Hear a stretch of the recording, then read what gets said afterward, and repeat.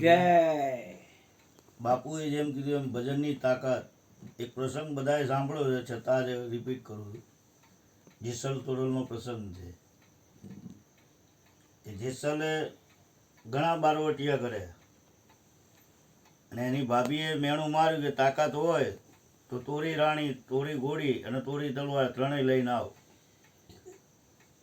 એટલે તોરલદેન ત્યાં જાય છે. પહેલાંના જમાનામાં વંડીઓ નીચી હતી કે ઘોડે સવાર કોઈ હોય તો ત્યાંથી દેખી શકે કે અંદર શું થાય છે. તો ત્યાં તો બીજનો મોલ હતો એટલે ભજન સંતવાણી હાલતી હતી. એટલે જેસલ ઘોડાની વખારમાં પડે છે. તો ત્યાં ભજન પૂરા થવાની તૈયારી, શબ્દો સંતવાણી સાંભળી,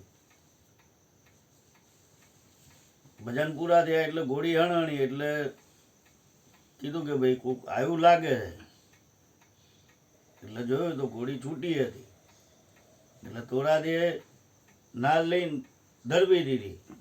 જેસલના આરપાર નીકળી ગઈ હાથમાંથી, પણ ઉકારો કર્યો નહીં, કારણ કે સંતવાણીના શબ્દો સાંભળ્યા હતા ભજનના, કે જેનાથી દર્દ એને મહેસૂસ થયું નહીં. પણ જ્યારે બધાને છેલ્લે પ્રસાદ આપે ત્યારે એક જણનો પ્રસાદ વધે છે. એટલે કહે છે કે નક્કી કોક એક વ્યક્તિ હોવું જોઈએ, કારણ કે એક વ્યક્તિનો પ્રસાદ વધ્યો. એટલે પછી ફરીથી જોવા જાય ત્યારે જેસલ તો જોવે તો ઘોડાની નાર હાથમાં બારોબાર નીકળી ગઈ હોય. તો કે તમે જવાબ કાં ન દીધો? કે હું બોલું એ પહેલાં ધરબી દીધી હાથમાં.